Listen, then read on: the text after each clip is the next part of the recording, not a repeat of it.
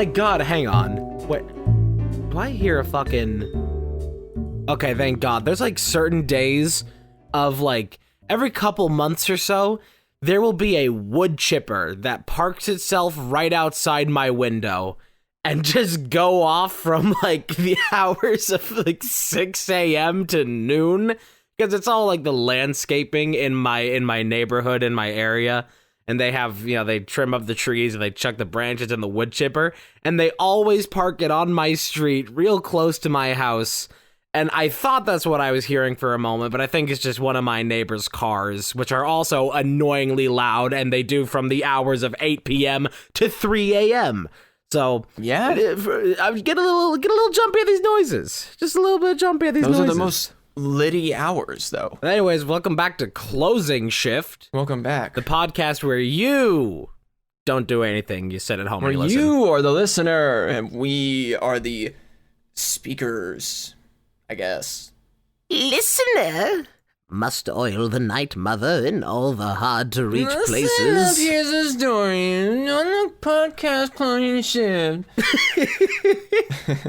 I did personally want to open this podcast and just let you all know that if I seem a little bummy during this episode, we unfortunately lost one of my childhood best friends, my dog, Sammy. If you follow me on social media, I did post about it, but I've been spending the weekend. We're recording this on Tuesday, and it happened on Friday. He was put down because he was very out of operation from old age, and it's a shame. I'm glad he's in a better place, but it obviously was not easy to let go of him. This is actually the worst I've ever grieved over a loss of life, unfortunately. So I'm just dealing with that, but I do mostly want to keep this episode on the up and up, because grieving is for pussy bombs, and I ain't no bomb. Yeah. I ain't no Obama. I ain't Obama. I ain't Obama. Also, while we record this, you're going to be able to hear Emmy a lot better than I can, because Emmy is talking to me through a phone, not through the normal microphone setup. And would you like to explain why? The reason is because Xfinity is doing whatever they're doing around my area, and it's fucking with my internet. So I decided, since I can record, obviously I'm recording this podcast normally through Audacity with my microphone, but I'm calling Mia on Discord on my phone so that our connection doesn't get cut off, just in case, because I don't know. I'm thankful that we can still do the show normally otherwise. Life finds a way. And when I thought about you it are at first. without... Sorry, finish. Yeah, go fucking interrupt me, bitch! Yeah, I did. Life finds a way. And when you are without internet, you find many ways to find entertainment, which is something that I wanted to bring up, which is specifically why I segued into this, so I could mention that probably about 4 or 5 years ago, there was a complete and total internet outage in my area. Actually, no, it wasn't in my area. It was just my household that we didn't have internet for about a week. And in that week, we were like, well, we gotta have something to do. And so we went to the library and we got things. And when we went to the library, I found specifically a few things to interest me. One being the album. Fucking, what is the album called? It's a Lord album. The one that has royals. It's called Heroin or something. I don't remember. I know what it looks like, the album cover, but I don't remember the name. Yeah. I got that, and I got an old series called Babylon 5, which is kind of like Star Trek a little bit, but more direct politics. And I felt that worth mentioning, because that's just, it brought to mind an old tale. When did this happen? Probably you know what, actually would have been probably maybe early 2019, or it possibly could have been earlier, but it's so difficult to determine any amount of time further than yesterday. Yeah, that's fair. I'm awake and time moves really quickly, or I sleep and I keep waking up, because I keep waking up every 2 hours, because my body makes me feel like I'm sleeping for a normal amount of time. And then I wake up and I'm oh man, I should probably get up. And then I check and it's like 3 a.m. I'm like, are you fucking kidding me? This is a fucking ripoff. I'm getting like sleep and I'm not waking up at normal times. I'm not getting a normal amount of sleep. Well, when you're tossing, when you turn in your dreams, it's because when you're tossing, when you turn in your sleep, it's because I'm ghosting your dreams. Well, you know, he does toss my salad like his name Romaine, so. Love that line. It's a fantastic line. He tossed my salad like his name Romaine. Yeah, we're recording this rather early in the morning because usually we do it around noonish my time, but I have stuff to do around that time today. So instead, it's like 8:40 in the morning at the moment, and I get a thing that happens to me. Specifically, if I wake up without getting like 8 hours of sleep, or if I have to wake up too early in the morning, I get shivers. Like I'll spend like the next hour of being awake, like shaking like a chihuahua. I feel that. It's basically what I'm doing right now. Any doctors want to get on that one? You've got chihuahua-itis. Yeah, chihuahua-itis. I was gonna ask, what's your most animal-like tendency? My most animal-like tendency, How do you quell the beast inside of you? What's my most animal-like tendency? I don't know, eating like a fucking monster. I mean, I don't know. I'm a really like reserved rule follower, so it's like hard for me to imagine something I do that's like so primal or like animalistic. I don't know. I actually eat about 40% of my own feces to recycle the nutrients. The most animal-like thing I do is when I bark at strangers in public. The most animal-like thing I do is your mom. Oh, now I hear sirens. Man, it is so fucking loud in this neighborhood. I hate it. There's like, I was trying to go to bed last night. It was like 1 a.m. Actually, no, maybe like 2 a.m. And that siren's getting closer. It's getting louder hear it now. It was like 1:30 or 2 a.m. and I'm like laying in bed trying to go to sleep, and I just started hearing like, you know, like so in the game RimWorld, there's like this random event that can happen that's just like a distant beacon of hatred is stirring and it gives a mood debuff to your colonists. It felt like that. There was just this rumbling coming from like a block away that just like would not stop, and it was just driving me crazy because I'd lay my head down on the pillow and I would just hear it. It's so weird. And I was like, what the fuck is happening? Am I being possessed? Am I being possessed? And then it eventually went away. With the spirit of love. I feel the spirit of love here in this church tonight. I'm gonna give all you a hug, and then you're gonna give me a hug, and this is the most contact I've ever felt. Dude, church fucking rules. Dude, imagine being a Mennonite, how many kisses you get. You get so many kisses when you're a Mennonite. When you're a Mennonite? What are you saying? Yeah, Mennonite from Kirby, he gets many kisses. No, the Mennonites. I don't know what that is. They have, that's a part of their, like, greeting, is doing, like, the kiss on both cheeks. They're a religious sect of Christianity, I believe. I didn't know that had a name. I've been watching this guy on TikTok called Nate Petrosky, I think is how his last name it is. Last Nate? Whoa. And he's the homesteading guy on TikTok. Like he's a homesteader. He like built his house and everything on his land and water collection, all that good stuff. But he's been doing like a 30-part series where he's just basically going over the entire story of his life, and it's been very interesting. And within that, he talks about like being a part of the Mennonites and stuff like that. It's a really good story. It's like normally if there's like a TikTok story that's like part 2, part 3, like it's super drawn out and unnecessary, and I don't like it. But this has been a great The best tale. stories are the real ones. Real. You gotta be on the lookout on the internet for the shit you can really consume that'll make you feel feelings and think thoughts. Maybe it isn't the real stories that are the best. What about fake stories? Can you tell me a fake story? Under the pineapple. Under this what? Under There's a man called SpongeBob. I just started. I was trying to say the first line from the theme song, and I just immediately fucked it up. Who lives in a pineapple under the sea? SpongeBob SquarePants. That's how you came into call today. Was with some of that.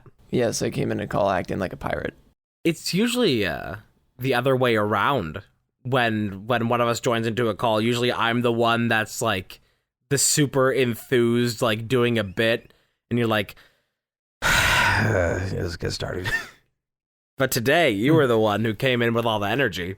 Yeah, well, I just wanted to, I noticed that our energy is up more nowadays. I try to keep it up because doing our show is fun, so I try to keep it that way.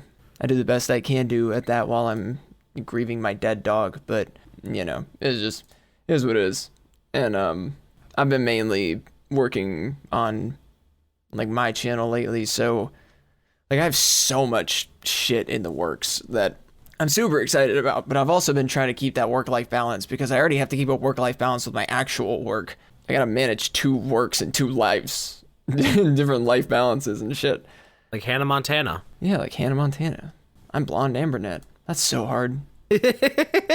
I get to be famous and popular. Aww. Everyone likes me and loves me. It's so hard. Just choose your level of admiration. By night, I'm a superstar. And by day, I'm still rich. Lives in a fucking mansion on the beach. Yeah. During the day, I own you. During the night, I own you. And the next day, I still make more money than all of you. Don't you just love making money? I do. It makes living life in this world a lot easier.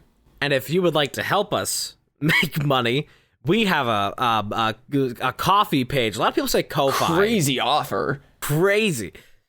Trade offer. I get your patronage. You get more episodes of this show in a timely manner because it does help when you support us on Coffee. So just gonna plug that there because we haven't plugged it in any other episode. Trade offer. We get money. You get podcasts. We get money. We get bitches. You get to hear us talk about money and bitches. See, think about how great that could be. If we just pop the fuck off with this podcast and we could just be like one of those like douchey like podcasts that are just like, dude, so like I was like throwing hundreds at this bitch. Imagine the stories we could tell with douche money. You just want to be a baller with our closing shit. I want to be a baller. 30. I want to be a baller. I want to be taller. I wish I was a little bit taller. I wish I was a baller. I wish that I had a dog with a collar. Apparently, you are not supposed to leave the collars on your pets. I don't do this. I've never done this. But apparently, it's just a thing that, like, for the safety of your pet, you should not leave the collars on them when they are around the house. Unless they're, like, specifically going out into the world or, like, have access to, like, free roam outside. They should not be wearing a collar because they can, like, get stuck and hurt. Right. So just some advice there. Spay and neuter your pets. Also, a little more obvious thing you probably shouldn't do is connect their leash only to the collar, which so many people do for some reason, even though it's just choking your pet. Just get a harness. You can just get a harness. It's the same thing, but it's stupid amounts of safer, and it doesn't immediately pull on your pet's neck when you have to tug at them because they're being bad or whatever. Gives me flashbacks to when we got Sadie a few years ago. And, like, that dog will not, well, she's better about it now, but, like, that dog would not wear collars or harnesses or anything. And if you tried to put one on her, she would find a way to wiggle out of it with her tiny ass head within, like, a few minutes. Because she's got, like a sort of, she's a Schnauzer lab, so it's, like, very narrow, pointy head. And so she would just slip straight out of it. It's like, oh, come on, I need to fucking... Start. I had to go chasing her through my neighborhood one time because I tried taking her on a walk, and then she just slipped out of her collar halfway and started fucking sprinting. And I had to get somebody else's help to, like, to catch her. And then, thankfully, those neighbors that, they're like a street away. So I don't know any of my neighbors. They're all reclusive or annoying. But those neighbors, they helped me catch Sadie. And then, they were like, okay, so she slipped out of that collar. Here's this old collar that we had for our dog. And that'll probably, like, that'll hold on her for long enough to get her home. It was just very nice. And I think we still have that collar. Some neighborly action. We've had, like, harnesses instead of collars for as long as I can remember. I think growing up, our dogs had collars, but I don't remember enough to say for sure, because my memory sucks more dick than your mom. And no less. No less. Absolutely. So if your memory starts sucking more dick, then that means that your mom must also start sucking more dick. It must remain constant. That means there's a problem in the formula. If your mom goes on a dick-sucking spree, dude, my memory's fucked. Have you been enjoying Balatro? You've been playing a lot of that. Oh, Balatro is amazing. And also, I gave some dubious misinformation in the last time when I recommended it. I had been given the information that it had solitaire-like things. That is incorrect. It does not have solitaire-like things. That was just information that had been fed to me, but it is not very accurate, so I apologize for that. But Balatro, oh my god, it's so good, and it is ruining my brain to a legitimate degree. In what way? Yeah, so I was playing it for like, you know, I put in like 10, 11 hours in it within like a couple days. Yeah. Like the day after, I was like looking at like the file explorer in my computer, looking at my desktop, and I just saw the icons gently floating up and down like the cards in Balatro. Like when you stare at like an image for too long, like a moving image, and then like you look at a wall and it like kind of carries some of that. It was like that. It was crazy. I was like, oh god, I need to play less of this, but I want to play more. Yeah, I understand. And the music is also infectious because it doesn't have many tracks, but the few tracks it does have are incredible and just play in my brain constantly now. The whole game's also only like 60 megabytes. Yeah, there's a lot of good little games like that. You're gonna be a good little game for daddy. There's just sometimes where you like wait on a game, you're like, I'm gonna get this when I have enough money, and then you finally get it, and it's like this fantastic game that you knew was gonna be fantastic before you got it, and then you play it and it's still fantastic, but it only takes up like 600 megabytes or whatever. 60. And it's amazing. It's tiny. I've seen you playing a game recently, it's popping up in my Steam, if you care to mention it. I've been playing a couple new games, I think, but I think I know which one you're talking about. I'm assuming you're talking about Destiny 2. That's the one. I've been playing a lot of Destiny 2, that is true. I've been getting hooked because I like the gameplay a lot, and the cutscenes are cool, and some of the characters are really interesting as well. It's been a very fun thing. It's been one of those things where I was like, I should stop playing this as much because I'm going to burn myself out, but also it's hard to stay away from it because I really like the gameplay. I'm a really big fan of these PvE shooters because they're so much easier to deal with than all you annoying little shit rats on like COD and Fortnite and shit.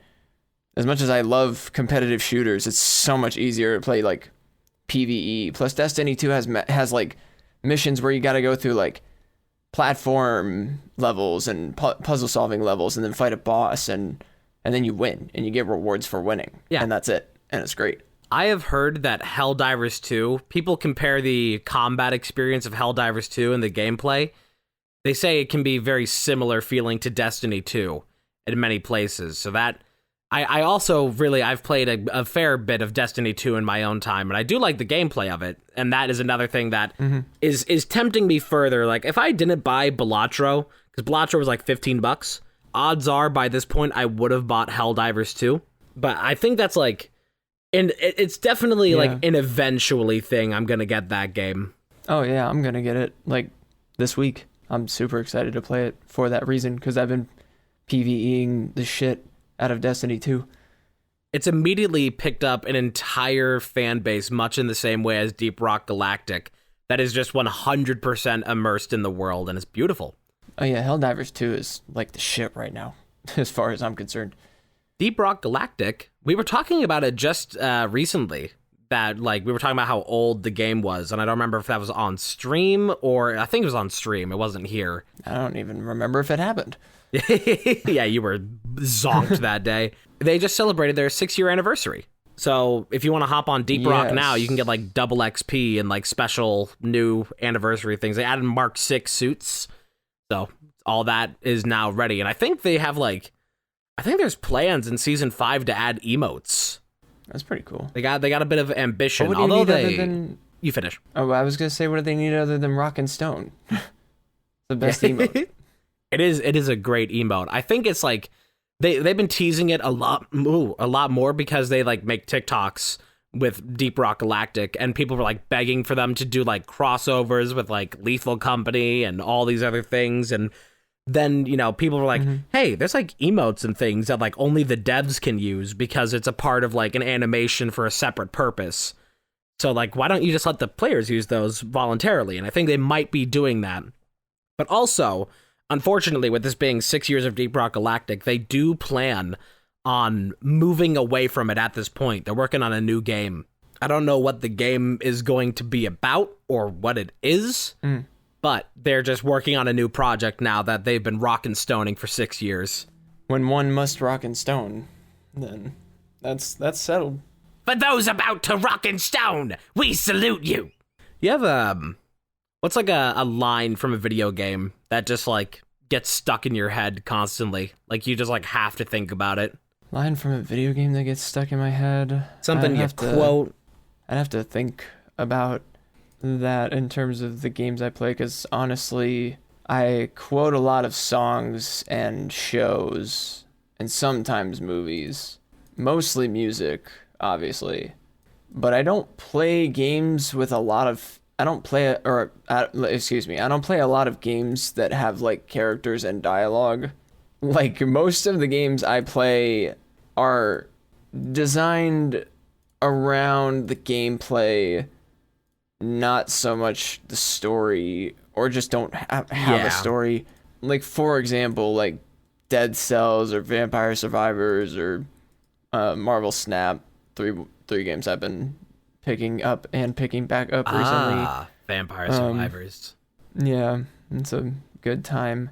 But in terms of video game quotes, I really don't have like that much. I also quote a lot of YouTubers, but like, yeah, I have no idea. What about you? I will mention briefly, since we were just talking about Deep Rock Galactic and now Vampire Survivors, they did make a Deep Rock Survivors, and it is an amazing iteration on the genre. It's very cool, very fun. Very cool. I clapped. For me, I have probably about 100 that I could rattle off the top of my head. But recently, with the fact that I literally can't stop myself from playing Dark Souls all the time, constantly, the one that is like playing the most for me is the traveling merchant from Dark Souls 1. He goes, Aishimai. And I love that. He's silly and fun, and just that, like, every time you talk to him, he's like, Aishimai. And it's lovely, and it plays in my head, and I can't stop saying it. He's turning me Welsh. Nice. Welsh's grape juice. Welsh does have fruity stuff. Welch, that just happened. I also did pick up the book that I was reading several months ago. I got like halfway through it, and then I put it down, and I read like 2 chapters yesterday, and it was nice to get immersed back into that world. I'd really like to finish that book. Nice. And read my other ones. I haven't read it in like probably like a month and a half, but I was getting really into Cujo, and I should probably pick that back up because it was just starting. It was like going through like a bit of a rough slog, like a lot of Stephen King novels tend to. But I am interested in that story, and I want to finish it. I was about to say, is that the Stephen King one? Because I saw the kill count for the movie adaptation, but I've never seen the movie or read the book. But they give you the rundown of the story in the kill count, so I know what happened ish. No spoilers, please. It's also been years, so I don't remember. Yeah. I've got that I wanted to get through, and then that's like a decently short book. And comparatively, up on the top of my shelf, I see a significantly larger book by the name of The Stand, also by Stephen King. And I'll get to that one in like a year at best.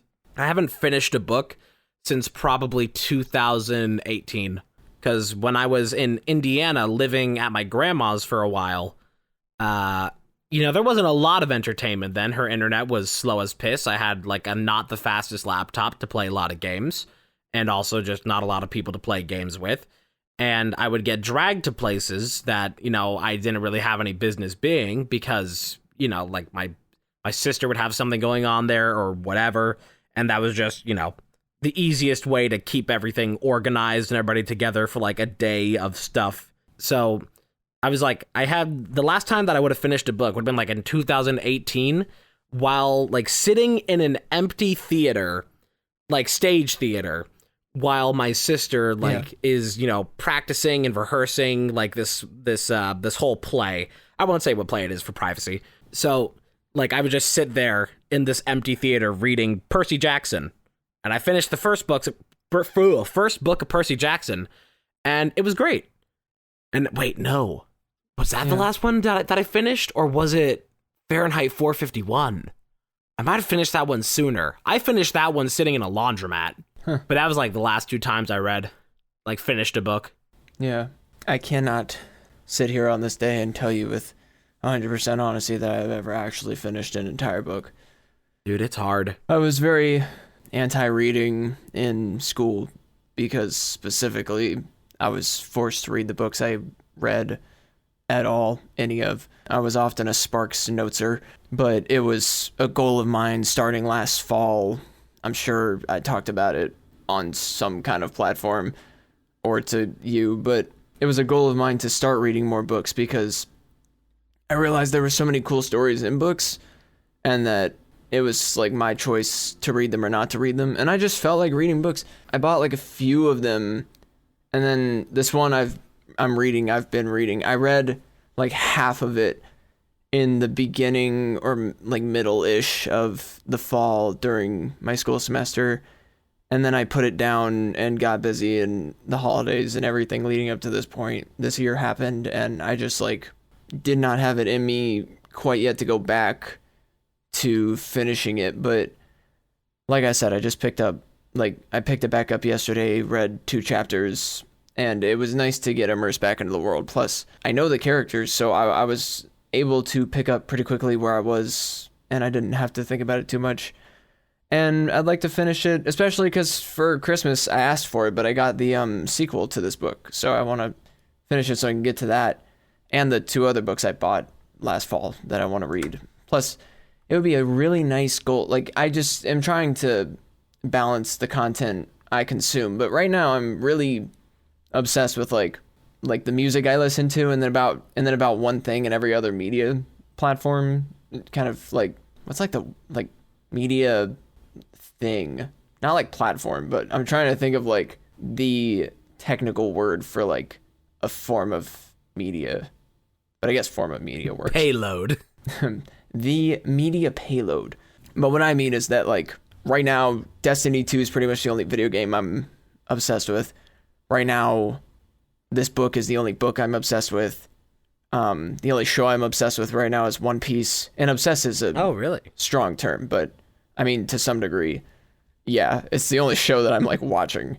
I'm like 75-ish episodes in. I've been watching it. I took a big break, and I don't think I watched like any in February. Yeah, I mean, I've been watching it. Besides that, I don't think I'm doing anything else or consuming anything else major. Ninja Sex Party's album is coming out on like Friday, so that's pretty cool. Actually today, I guess, for all of you. Oh yeah. So you're listening to this. After you finish this podcast, go listen to these nuts. Go give it a listen. I'll probably like when that drops, I'll probably listen to that and then go back and listen to Level Up finally. Yeah. They've been being rather funny on TikTok. That was a good one. They've been doing like it's been very nice to see like NSP actually have like a social media presence, and like doing comedy on TikTok is very nice because they are some funny lads, and it's good to see them. But also, you know, they're very busy lads, so it's understandable why you don't see them. Yeah, I mean, it's like when you get to hang out with a friend for the first time in a while, or just like have a good conversation with them. I am so glad that we have the Game Grumps 10-minute Power Hour as a show these days, because back in the day, probably like 2017, maybe even like back to 2016 or sooner, like I loved anything live action that the Game Grumps did, because I mean they're just great on-screen personalities. Yeah. So I would just like watch like Game Grumps live action compilation 1, 2, 3, like any, like I would watch that shit like it's Family Guy funny moments. Like I would just eat that shit up, and I loved it. And I'm so glad that like there's a proper vessel for that now. Yeah, I watched a lot of Grump Out videos over and over. Yeah. And yeah, I mean, I'm glad the 10-minute power hour exists too, and I really loved it when it came out. I was like I mean, like I was there from the moment it came out, and I was really excited because like you said, they're good on-screen personalities, and it gave me more Game Grumps to consume in general anyway.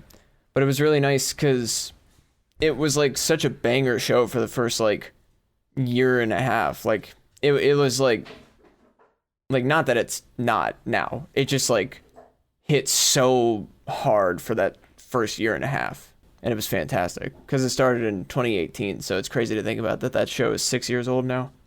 Oh my god, yeah, it's about as old as Deep Rock Galactic. There's like two really like intense parts of my life that were just like horrible and terrible to get through, and I was miserable through them. And I can only thank the Game Grumps 10-minute power hour and Kirby's Dream Course, respectively. Both of those series, I think it was the Kirby's Dream Course revisit back in 2017, got me through a really rough time there. And the 10-minute power hour, specifically, I remember like it's the one with like the meatball kicking Yetis. That episode dropped when I was in probably one of the like worst time periods of my entire life for reasons I do not care to disclose. And that episode dropping brought me so much joy and like brought just so much happiness where there was just none for months. Yeah, that's awesome. Hold that one, dear. I mean, you love to see it. Do love to see it. Every Monday. Every other Monday. I think they're doing every Monday now. That was last season was every other, but I think it's been every Monday. Did they switch back to being every Monday now? I believe so, because they've been doing them weekly.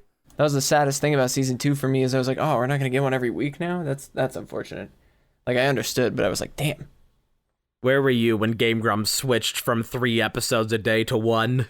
Actually, was it 3 or was it 2? I have to think about. It was 2, I believe. I think it was 3 at one point. Because it would, I guess I thought it was 3 because it would either be a Steam Train or a second Grumps episode, or like a Grumpcade. Yeah, no, but they would usually have like 2 series going at the same time, or like a one-off and a series, something like that. You know, I can thank Game Grumps for getting me into Dark Souls, which has been like the biggest catalyst moment of my life of any game, because they played Dark Souls 3 and that like sparked the interest for me. And now because of them, I haven't gone back and watched that series since I watched it for the first time. I bet if I watched it now, I would probably be like ripping my hair out. But like I have the Game Grumps as awful as they can be at games like that. I have them to thank for my insane love of Soulsborne games to this day. To the fact that, like, when I'm laying in bed at night and can't sleep, I just think about Dark Souls lore.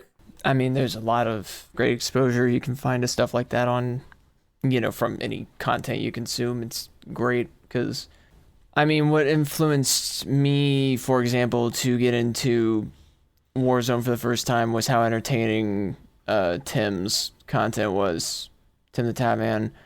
And then I got into Warzone, and I was already pretty good at shooters and Call of Duty, so it was fine. If I had to think of a game that Grumps got me into, I'm not entirely sure, but I'm sure there's at least a couple, because there have been games that they've played that I've played that, well, I've had that same thing like you were talking about. Like, I've watched them play games that I've played, and it makes me want to scream the way they play it. I've had that with a few different YouTubers, though. That's not exclusive to Grumps. There have been a few different playthroughs I've seen where I'm just baffled at how terrible the gameplay is, because I don't know. Sometimes it's like I can see how they wouldn't see that coming for the first playthrough, but sometimes it's unacceptable. I think like I didn't watch their Tears of the Kingdom, but I think that's one of those series that like Aaron was playing like at home in his own time while simultaneously recording it, and somehow he still had no idea what was going on. Yeah. Sometimes it's, it's more about the journey than the destination. I think that would be me probably if we did Big What Big and I was doing that. It titillates me that there's an entire phrase dedicated, like the phrase to say that you skipped the tutorial and didn't pay any attention and are now having difficulty has a specific word, and it's just grumping it. I will see that in like the Twitch chat of like, you know, if somebody's having difficulty with something that they missed in a tutorial, people will just say that like they grumped it. It's like, that's funny. You grumped it. I took her to my penthouse and I grumped it. You gotta love being a trendsetter. You have any like pieces of media or anything, any stories or anything that like, if somebody asked you about the story of it, you could just like go off in detail? Like you just like, it's something that you just are exceptionally knowledgeable in, something you're like passionate about, and you're just like waiting for somebody to ask you the right question just so you can dump the information? Well, there's definitely, I wouldn't say waiting for it, but there's definitely things like that I can immediately deep dive into. Like, I guess a good one would be Adventure Time, because I know that show very well. It's hard for me because when I finish a lot of shows, I don't retain the contents for very long if it was like that kind of show, which sometimes that happens. But like, I've seen 75-ish episodes of One Piece, and I would not say that I'm looking for anyone to ask me to explain the show so far, even though like I could to some degree. I don't want to. Like, I need I gotta see a show a couple times through to really let the material sink in, because sometimes shows are just like a one watch through and then it's like, fuck yeah, that show was awesome. And sometimes I'll go rewatch them like years later. Like, I watched the first episode of Voltron from Netflix earlier today, and that's a fantastic show that I finished in 2018. Yeah. And I just watched the first episode again, and I might watch the whole rest of the show because it's such a dope show. I started watching that around 2018, and I got like 3 seasons in before I stopped watching it. I couldn't tell you why I stopped watching it. I just stopped. But it was I enjoyed the ride. Yeah, it's a good show. I have the unfortunate, like, my memory is just good enough that I can't really rewatch a lot of things, because it's my memory, like, I remember just enough of it that, like, if you ask me what happens exactly, I can't tell you. But if I watch through it every 2 seconds, it'll be like, oh yeah, I remember this. I remember this. Yeah, I remember this. And like, I just, you know, remembering the last time I watched it, basically. Yeah. No fresh eyes there. There's YouTube videos I can remember word for word, and then there's, you know, shows with like actual good plot. Because I turn my brain off into consumption mode with those. YouTube is a lot more personal of like a platform when you're watching it as a viewer, so it's more connected, I guess. And then a show, I'm just like immersed in the world, so when I'm away from the world, I don't remember as much.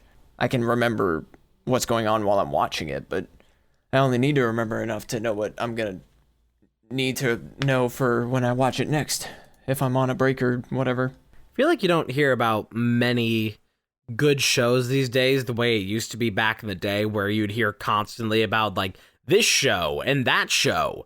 Like, most of the time you hear about entertainment now is usually online media, and the few times that you hear about a show is usually on a streaming service. And on rare occasion, it'll be an actual, like, structured TV show. I'm just so used to unstructured content that doesn't follow any, like, strict story. It doesn't follow, like, plot lines or pacing or anything. It's, like, live content, usually. And so, like, watching a show that is, like, a structured, paced story is kind of difficult these days, because it's just not really what I'm used to anymore. Well, yeah, that's fair. I enjoy when, for me, it's like, it was for a while hard for me to like imagine myself getting immersed in any kind of world like that, but now it's like the story just has to like hook me enough. I kind of have to open up my mind to it a little bit. I have to like be willing, I guess, be in the right mood to consume something new, but I am in that mood most of the time now. I mean, like, there's a lot of like positivity to the mindset I've adapted to and worked on over time because I spent so much time working on it. Like, I probably changed as a person more from the time I was 20 until now than I ever did, because when I was growing up, I stayed the same because I knew that the same was a safe option. Mm-hmm. And now I evolve and change because I find ways to improve myself, my mindset, and my experience living on this planet that we live on. And then I do those things because they are now the safe options. And I want to pursue new things. Like reading was a new thing I wanted to pursue. So I bought a couple books. That really worked out. I wanted to pursue in 2022 trying to make like a few like really good videos for Cosmic Emerald. I did that. It worked out. You know, there's a lot of things that haven't worked out too, but those are those are not things I focus on once I figure out why they went wrong, and then I focus on working to fix that part of it. And that has also happened a lot, which is another reason I've become so structurally sound nowadays to some degree. You know, I mean, I can't claim that I know how to handle every situation thrown at me, but I don't need to. Nobody does. Unless you're Superman. Unless you're super special. Who's my special guy? I mean, that's the point I came to in 2024, like when Mia and I had our like third or fourth go round of being like, all right, we're not doing anything anymore together, but we want to do something. So what is the thing going to be that we're going to do together? I was like, well, it can't be Big Why Big. Just inventing shows so we can hang out. Yeah, I was just like, well, I don't think it should be Big Why Big. Like, you know, I usually would be like, I guess that's our only option. But like, I was just like, I was able to look at it and be like, I don't think Big Why Big is it. Just, I really appreciate about myself that I've let myself learn from things I've done, because I sometimes would jump back into things that wouldn't work because I was willing to ignore the consequences for the momentary satisfaction of it. Like fucking a turkey. Sure. But I am 24 and I've got a lot of issues, and that's nobody else's business. And it's my burdens to bear, whatever you want to call it. But also, I've created a lot of unique ways for me to navigate this world easier than I used to have it, because I used to just be judged for trying to navigate the world and either not knowing how, or fucking up because I didn't know how, or just getting lucky. Like when I won a Wii U from a contest for free when I was like 12 because I just like entered a code on a website and I got it. Really wish I'd kept that Wii U, but I traded it in for a PS3 for some reason. Arguably still a better decision, I would say. So basically, like, through things like self-therapy, I mean, I've had more self-therapy than anyone should ever have to have. I also see a real therapist all the time, and I have a psychiatrist, and I have medicines. And I'm very fortunate to have those things. I don't take any of those things for granted, because I know that if I lost them, that if I lost them all, I would not be living as comfortably as I live.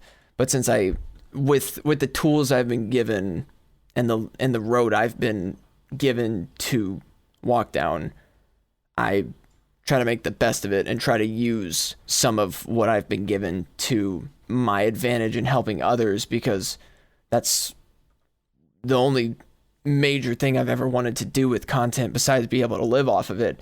And it's the reason I want to live off of it, is because then I have the power to help people more than I ever could dream of. And that's sounded like I said Kojima.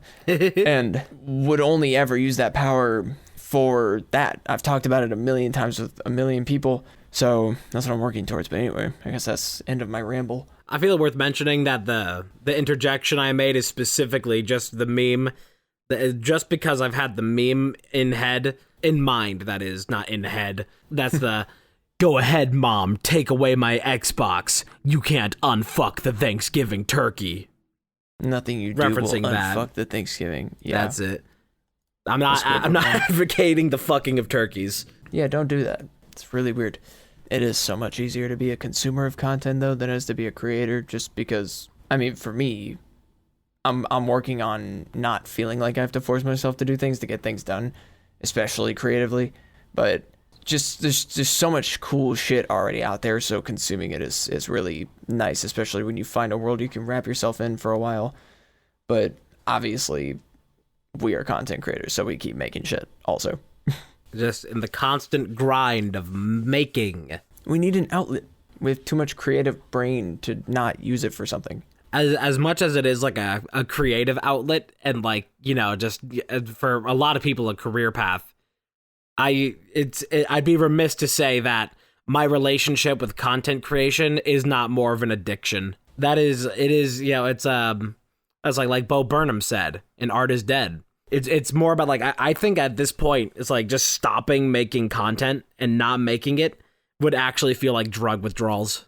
Yeah, no, I feel that 100%. It has felt like that for me before, and what's nice about this time, I guess, just really quick, is that like I'm working on the full like YouTube process from pre-production to post-production of making something. So there's like different steps involved, and I'm not doing the same thing all at once with like a stream how you would, just because that's not really my jam.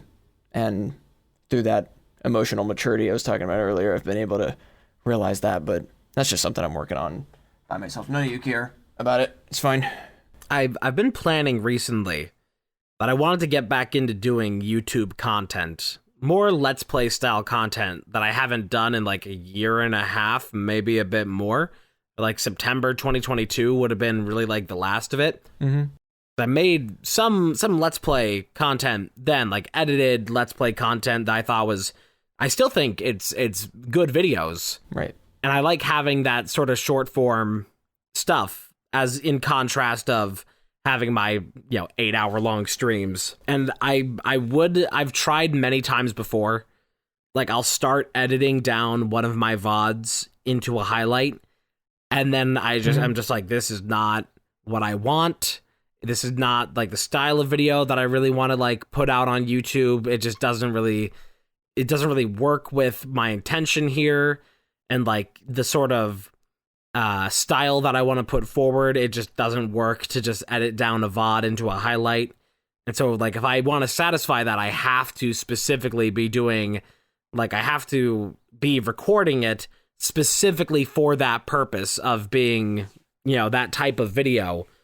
So I'd have to go out of my way to be doing even more content to be making that kind. And I think that's a step that I'm willing to take at this point, because I do like making that kind of content and I miss it. For sure. I feel the exact same way. That's why I'm jumping back into this. I've already had, once I got past the bump of transitioning my mindset towards making videos again, I got back into my flow, and I've had so many ideas, and I just got some like info I needed from my interview guest for my next show, and shows like that are the main kind of content I want to push. Like I want to push gaming content, which would mainly be my 3 Scary Games series, but I also want to do other kinds of random shit. I mean, if there's an important enough game, I might play through like this campaign of something, but mainly I want to make entertaining shows, I'm not a stream highlight YouTuber. I just never have been. Yeah. The only reason I did stream highlight of my Stanley Parable playthrough is because that was a game that meant a lot to me, and I actually did record that to be on a stream. It wasn't even like a stream highlight. I just like recorded it with my stream layout at the time. But I think making videos in the style that we are talking about, I think we're just YouTubers who were just given the streamer life for a while. I don't know about how that'll end up for you, but I genuinely do not think that streaming is my jam. I think there are streams I'm gonna want to do from time to time, but I really don't see myself pursuing streaming any further than I already have tried. I think streaming is still like a very solid part of like my content identity. And like as much as I do love having edited like very refined content that has more intention behind it, I very much need to have in my life some form of justifying playing a game for 8 hours. Because if I didn't have streaming, then like it's very nice to have that where I can just play a video game for like an entire day and do basically nothing else and still have like, and it's still being in some way a productive thing. I need that in my life because I need that brain rot. I can't be on all the time. And for me, streaming is like the easiest thing in the world. So I just prefer to do that all the time. Right. That was the other part of it for me in thinking about all of that, was that like there are times where I like to sit down and play a game for a long time, but making it about streaming, because you and I feel very differently about streaming in that sense. And for me, making my gaming like that about streaming for you feels like a relieving kind of thing, fulfilling, I guess. For me, it just felt like it was taking away from the fact that I was playing a video game. It made me like I'm not always entertaining when I'm playing a video game, and I don't want to sit like on a live platform that anybody could join and most of the time nobody's watching just to like say I'm doing it. That's just not like something I pursue. Like the reason videos are my thing is because the whole like production. Don't have to call me out like that. Well, it's different for you. That's what I'm saying. Is like that's how it feels for me. Like just a self burn. And you do have a solid community behind you. I always see somebody at least, if not a few people chatting. I've got a in few your chat. regulars. I appreciate them. Yeah, shout out the regulars. And I try to join when I can, but like the whole. Sorry, I bumped my mic. My bad. And the whole production process of a YouTube video is like what I love. I love like you. Sorry, it said love like and it made me think. But like the whole process of getting to know is like writing down the questions, scripting the episode, writing the intro, planning a recording date with the guest, and then like filming it and spending like, I don't know, 8 to 12 hours editing it usually, something like that. Then releasing it into the world and seeing the comments, how people like love the video and stuff. That is so much more incredibly fulfilling for me, not to mention the other regular life stuff I have to do. That like playing video games is like my escape. Making content is not my escape. It's my creative outlet. I get to like entertain when I make YouTube videos. And I feel the exact same way that like I can't like, I'm not like a stream highlight like person. I've tried to edit stream highlights for me and others, and I just like can't do it. It's not my thing. I have to be like recording a video for me to put it out in a satisfying enough way and also edit it in general. Yeah. And I love doing that. It's my favorite thing. It's why I became a YouTuber like first. And I am so excited for where Cosmic Emerald is headed this year. And I hope that the videos hold up the hype that I have for them in my heart, because there are a lot of video ideas I have, and a lot of them are very cool, and I'm very excited to get started filming them because I've started writing for them. And I have like my next 3 scary games lined up for that episode. I just need to play them and record them. I got to just finish up the getting to know script for my next guest, and then I got to do that, and then I got to film it with them, and then I'm going to get it going editing. And I'm trying to like film a few videos before I like relaunch. And also you and I are going to work on a little trailer project we talked about for my channel as well. I want to bring Mia on to help me. We're going to go move to a trailer park. Yes, and we're going to eat hot dogs and talk about people who are... I just don't want to finish that joke. I just don't. I really don't. There was nowhere funny was going to go. Go on, say the line, Bart. Say the line. Say the funny thing. Do the funny thing. I was going to say I asked Mia if she would be willing to join me on the process of creating a trailer for the Cosmic Emerald channel that would not only encompass the hype of the return of regular content to the channel, but also the channel itself, one that would be like timeless. And I asked Mia to join me on that project because Mia is a good editor and a good creative mind in general. And Mia also created the return trailers for Big Wow Big. So I think Mia, I think you'd fit this pretty well. I did the return trailers for Big Wow Big, and I did the trailer for Closing Shift. And I've done a lot of other stuff in my time, but those are the most recent things that I'm proud of. I think you have a lot of good places your brain goes when it comes to making trailers. I think my brain is much in the way that like as soon as like the spark of a concept appears within it, an entire idea is immediately behind it. Like I had an example of this being on stream the other day, that like I just was saying the word, like I was like fighting a crab in Dark Souls, and I was like, he's scuttling. And then my brain was like, scuttle rhymes with cuddle. Oh, scuttle cuddle. And then like all of a sudden it's just the whole idea of like, there should be an event where you can like cuddle with crustaceans called a cuddle and scuttle. There should be a thing at zoos the way that they do for like exotic animals. And it's like, just a word here and there. As soon as there's the association, an entire idea tends to pop up behind it. And that's the dumbest example I could give, but that's just the most recent one in memory.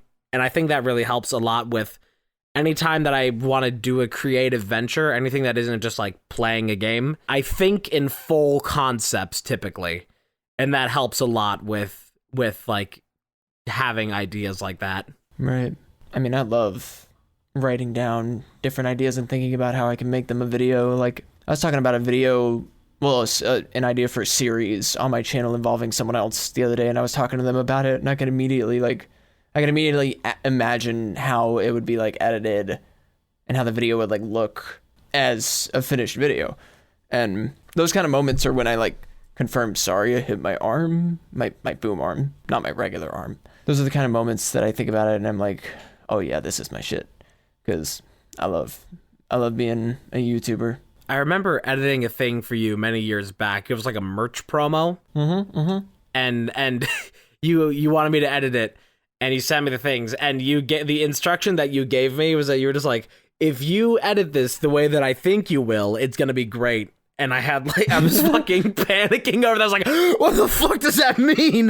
What do you want? What do you think? How you think I'll do it? What does that mean? Does that just mean that whatever I do is gonna be good here? Are you expecting something specific out of it? I probably did just mean like, I think if you edit this, it'll be good. I don't want to edit it, but I think if you do, it'll be good. I have no idea. That was like 4 years ago. I have no fucking idea. That's so funny though. I did not know I said that, but I do remember the merch promo. Absolutely. Those were fun times. I put that merch promo at the beginning of a few videos on the Milk is Superior channel back in the day. But besides that, I've never had merch. So I didn't need a promo. I want to do merch for my streams eventually, but I don't want it to be lazy merch. I don't want it to just be like, you know, just like it just has like rotting coffee or something over like the back of it or something. Like I want it to be like, if I do merch, I want it to be good merch. But I also don't have any ideas or concepts or anything that would be good merch, because like it's not like I have like an iconic inside meme or something that like is 100% my own original thing. Like I don't have anything that is so specific to me and my content that it would be like, if I'm self-referential in my own stream, like the good odds are nobody's gonna catch it because it's just not iconic. It's something that I could remember that I did, but it's not anything that like people are like, oh, I remember this thing. Yeah, that was a funny thing. It's like set and forget. Yeah, definitely. I don't have anything like that either that I can think of. I can put my like logo girl on some merch, but I'm not focused on making fucking merch right now. I need to make videos first. Like I have a lot of videos in the plans. Putting the cart before the horse. I don't really care. We also do this podcast, and I also play games on my off time, and I go to college and have a job. Not focused on making t-shirts for strangers to wear right now. But I would like to have some fire merch one day. I think that leaves us at a very nice stopping point at this moment. So thank you for listening once again to Closing Shift, whatever episode this is, and have a good rest of your days. Bye-bye. See you guys next time.